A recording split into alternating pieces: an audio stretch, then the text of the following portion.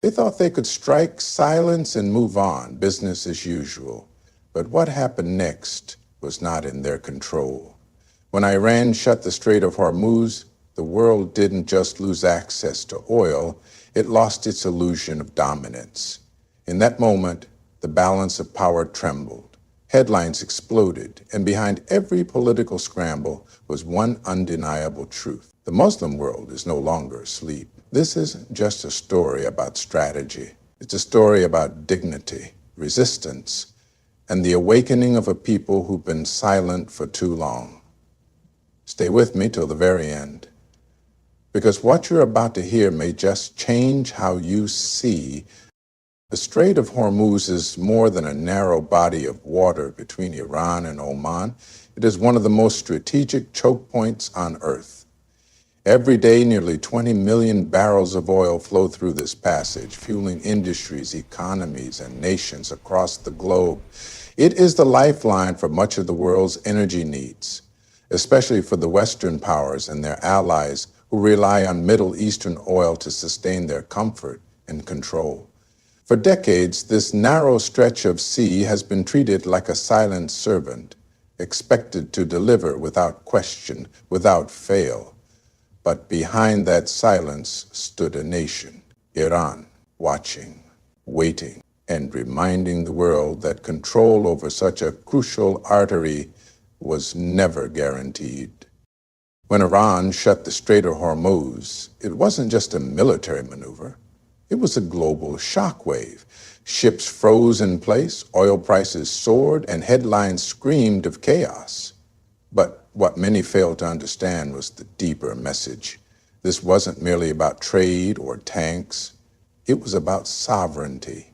It was a reminder that Iran is not a passive observer in the theater of world politics. It is a key player holding one of the most powerful cards in modern geopolitics. By controlling the strait, Iran controls not just oil, but leverage. The ability to disrupt the flow of comfort to powerful nations is no small thing, and when that comfort is threatened, true fear begins to surface. Western powers have long operated under the assumption that dominance gives them the right to dictate terms, to impose sanctions, to engineer regime change, to starve economies into submission. But they forgot that the very oil fueling their ambitions passes through waters Iran calls home. When Iran moved to close those waters, it wasn't seeking war. It was reclaiming the forgotten truth that even giants can be humbled. It was showing that geography, resilience, and determination still hold power in a world obsessed with drones and diplomacy. The reaction from the world revealed everything. Panic didn't come from missiles. It came from the realization that a single decision by one Muslim nation could cause financial tremors in New York, London, and Tokyo. That a supposed isolated country could tighten the world's throat without firing a shot. And for Muslims around the world, this act carried weight far beyond oil. It was a moment of recognition, a signal that the global balance of power isn't as one-sided as it seems, that dignity, when defended with strategy and strength, can still shake the earth beneath empires. It was a reminder that sometimes the most powerful statement is not made in words, but in silence, sealed by a closed strait and a world suddenly forced to pay attention. Iran's decision to shut down the Strait of Hormuz did not come from impulse or desperation. It came from a place of patience stretched beyond its limit. For years, Iran has endured economic sanctions that have strangled its economy, witnessed its scientists assassinated in cold blood, seen foreign powers orchestrate cyber attacks against its infrastructure, and watched as allies and neighbors were bombed, occupied, and abandoned. Through all of it, Iran did not react with reckless aggression. It held its ground, endured the storm, and gave the world time to act with fairness and reason. But the silence from the so-called champions of justice grew louder, and the hypocrisy of global diplomacy more visible. Shutting the strait was not a random act. It was a declaration. Enough is enough. The West often views such actions through the lens of provocation, as if Iran suddenly woke up and decided to choke the world's oil supply. But that's not what happened. This move was a response to years of injustice dressed as international policy. It was a response to deals made in bad faith, treaties violated without consequence, and negotiations that served only to buy time while increasing pressure. It was Iran refusing to play the game anymore, refusing to sit at a table where the rules were written to ensure its loss. And so it did what no one expected. It flipped the board over. In that one act, Iran reclaimed the narrative. For the first time in years, it was not responding to sanctions, it was setting its own terms. Not reacting to pressure, it was creating it. The Strait of Hormuz became more than a waterway, it became a symbol of sovereignty. It said to the world, you cannot strangle a nation and expect it to smile. You cannot punish a people and expect their silence. You cannot rob a country of its dignity and expect no resistance. Iran reminded the world that self-respect is not measured by military strength alone, but by the courage to say no when enough is truly enough. This move was not designed to start a war. It was designed to demand attention. It forced world leaders to look beyond their talking points, beyond their comfortable assumptions, and confront the consequences of their double standards. It made clear that Iran's patience had a limit, and that limit had been reached. For Muslim audiences around the world, it was not just a headline. It was a cry that echoed every wound left by occupation, betrayal, and manipulation. It was a statement that in this world, if you do not assert your own worth, no one else will. And Iran, in that moment, didn't just shut a strait. It opened a chapter of unapologetic resistance that the world could no longer ignore. The Muslim world has often found itself fragmented, not just by geography, but by politics, alliances, and fear. For decades, Western influence has shaped the direction and decisions of many Muslim-majority countries, often forcing them into silence, even when injustice stared them in the face. Economic dependencies, diplomatic pressures, and military threats have made unity seem like a distant dream, too risky to pursue and too fragile to sustain. But when Iran took the bold step of shutting the Strait of Hormuz, something shifted across the Muslim world. This act, rooted in defiance and dignity, wasn't just about defending national interests. It sent a powerful message to every Muslim nation. Courage is possible, and submission is not the only path. This singular move was not just Iran standing up to a superpower. It was Iran standing for the idea that a Muslim nation can act independently, with strength and clarity, without waiting for approval from the global elite.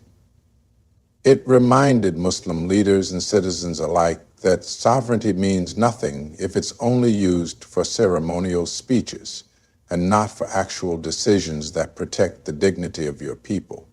And as oil tankers halted and the world paused to reassess the balance of power, many in the Muslim world looked not with fear but with admiration. They saw in Iran something many had long forgotten: a refusal to be bullied, a stance built not just on pride, but on principle. In regions where cooperation between Muslim countries has been reduced to photo ops and half-hearted resolutions, this moment felt real. It sparked debates in homes, masjids, universities, and parliaments. People began to ask the difficult questions. Why do we remain quiet when others oppress our brothers and sisters? Why do we allow our resources to be controlled by outsiders? Why have we forgotten that unity isn't just a slogan, it's a responsibility? Iran's move wasn't calling for war, but it was calling for awakening. It exposed how low the bar had fallen for Muslim leadership and how rarely any nation stood without fear of consequence. As Muslim nations watched the global reaction to Iran's action, they witnessed something powerful: respect. Not from everyone and not always with admiration, but respect nonetheless. Iran had made itself impossible to ignore, and in doing so, it reminded others that power respects power, not passivity.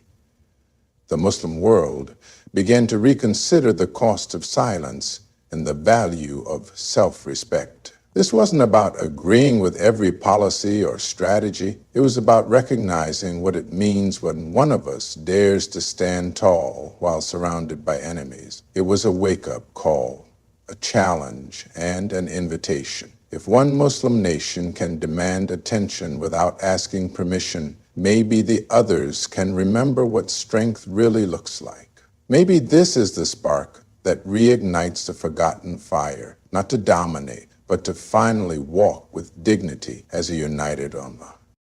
When the global media machine turned its spotlight on Iran's closure of the Strait of Hormuz, the story that unfolded across headlines and newsrooms was crafted less to inform and more to influence.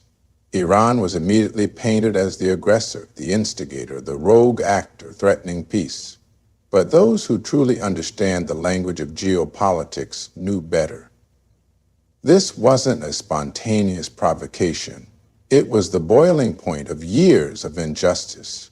Yet instead of investigating the causes, the media magnified the effects. Instead of analyzing the layers of provocation that led to this reaction, they fed the world a simplified narrative that framed Iran as the sole villain. This distortion of truth is not new. It has long been the tool used to maintain control over how the Muslim world is perceived. The painful reality that Muslims must confront is that the global media rarely tells their side of the story. It edits, it omits, and it spins. When a Muslim nation defends itself, it is called defiant.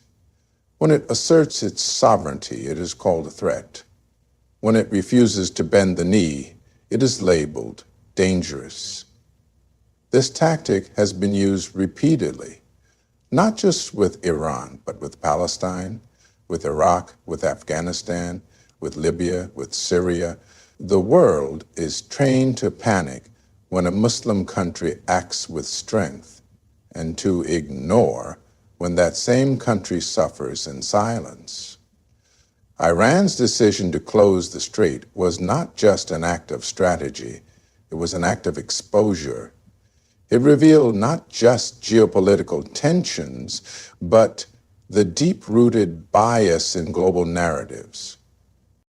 As news outlets around the world ran urgent headlines, oil prices spiked and politicians called for calm, but there was no room in the conversation for Iran's justification. No space to speak of decades of sanctions, military threats, and economic warfare that led to this point. No context provided for the cycles of provocation and pressure that made such a drastic move inevitable. The message was clear. When a Muslim country disrupts the flow of comfort to the West, its reasons are irrelevant. Only the discomfort matters. And that truth, harsh, raw, and undeniable, is what Muslims everywhere must recognize. It's not just about what the media says. It's about what it refuses to say. It's about the silence around suffering, the indifference to injustice, and the manipulation of public perception. Iran's action forced the world to react, but it also forced Muslims to reflect. If we rely on others to tell our stories, they will always frame us as the problem.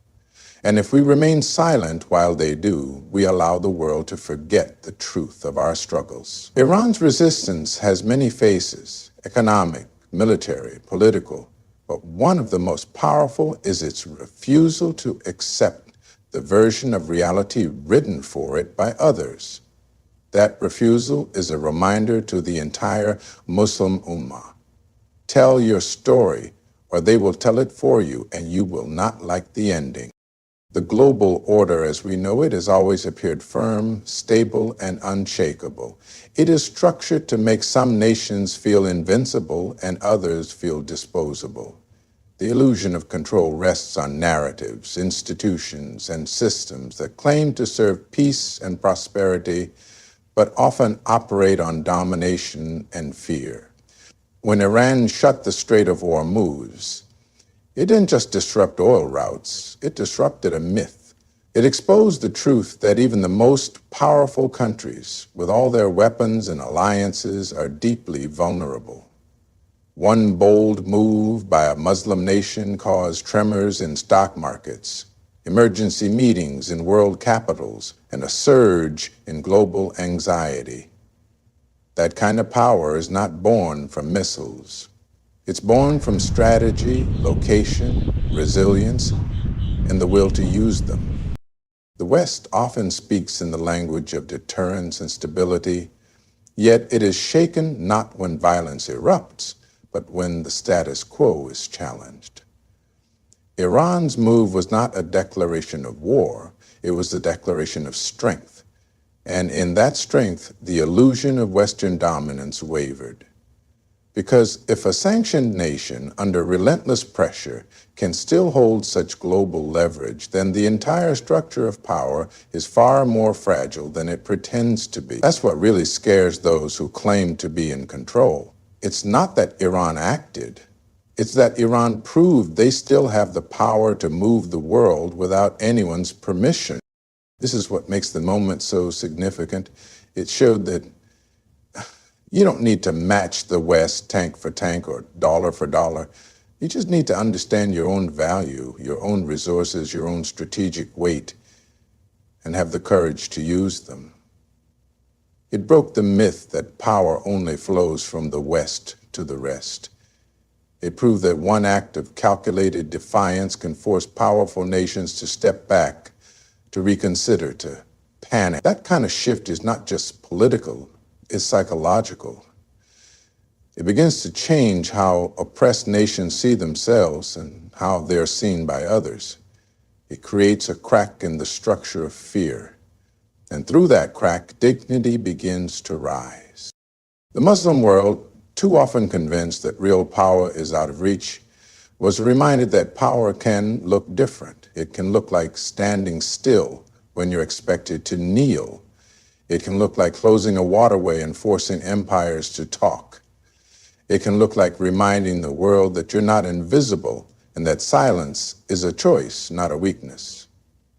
Iran did not dismantle the global power structure, but it rattled its foundation. And for every Muslim watching, that moment carried more than political weight. It carried a lesson that courage is not the absence of fear, but the refusal to be controlled by it. And in that refusal, even giants begin to tremble. Iran's decision to close the Strait of Hormuz was not just a political maneuver. It was a spiritual signal to the Muslim world, a moment that forced every believer to look in the mirror and ask, where do we stand? For too long, the Ummah has watched in silence as one Muslim country after another was weakened, invaded, humiliated, or pressured into submission. The unity that once defined the Islamic world has been fractured by fear, by division, and by the false belief that safety lies in silence. But this act by Iran, a move so bold it shook economies and exposed vulnerabilities, was a jolt to the Muslim conscience. It was a reminder that dignity is not handed to us by others. It is upheld by the choices we make and the lines we refuse to let others cross. This wasn't about supporting one nation over another. It wasn't about politics as usual. It was about reclaiming a sense of shared responsibility. The Ummah is not a slogan. It's a living body. And when one part of that body resists oppression, it challenges the rest of us to reflect on what we're doing or not doing to stand for justice. Iran's action called out to every Muslim watching. Do you still believe in your voice, in your power, in your duty to stand for what is right, even when it costs you comfort? Because this moment was not just about strategy. It was about spirit. It was about reclaiming the courage that once defined our history. Across the Muslim world, people felt something stir. Not everyone agreed with the method, but many understood the message. It was a wake-up call, not just for leaders, but for ordinary people, for the youth who've been taught to fear standing up, for the elders who've seen their hopes for unity dimmed over decades, for the women and men who pray for justice but wonder if they'll ever live to see it. This move wasn't just a geopolitical ripple. It was a call to remember